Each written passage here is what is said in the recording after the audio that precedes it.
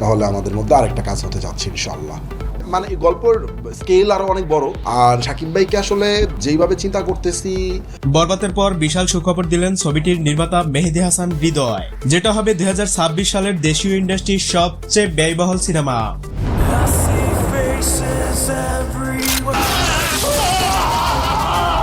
এইবার যেই রকম অ্যাকশন আমি ডিল করতে চাইতেছি, দর্শক যেটা চাচ্ছে ওই রকম অ্যাকশনই আমি এবার ডিল করবো ইনশাআল্লাহ। নেক্সট যেটা বানাইতে চাচ্ছি আমরা, এটা আসলে অ্যাকশন জনরার, সব কিছু মিলেই আর কি পরবর্তী সিনেমার গল্পটা, মানে একের মধ্যে দর্শক সব কিছুই পাবে।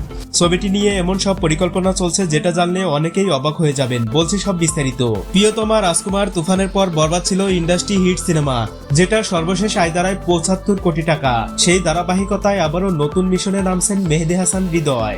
এই সিনেমা নিয়ে তার যে পরিকল্পনা, এটা রীতিমতো অবাক করার মতো ব্যাপার। জানা গেছে হলিউডের একটি প্রযোজনা সংস্থা ছবিটি পরিবেশনা করবে, আর এর বাজেট হবে 50 কোটি, যেটা একটা বাংলাদেশি সিনেমা হিসেবে সর্বোচ্চ বাজেট। সিনেমায় একজন নবনির্মাতা হিসেবে মেহেদী হাসান যা দেখিয়েছিলেন, পূর্বে অনেক পুরাতন পরিচালকরাও সেটা করতে পারেনি। একটা আন্তর্জাতিক মানের সিনেমা বানাতে যা যা করা দরকার সবই দেখানো হয়েছে বরবাদে। নতুন এই সিনেমার নাম কি হবে আপাতত এটা জানানো হয়নি, শুধু বলা হয়েছে বরবাদের থেকেও বিগ স্কেলে নির্মাণ করা হবে নাম চূড়ান্ত না হওয়া এই সিনেমা। আর এতে কারা অভিনয় করছে এটাও বলা হয়নি।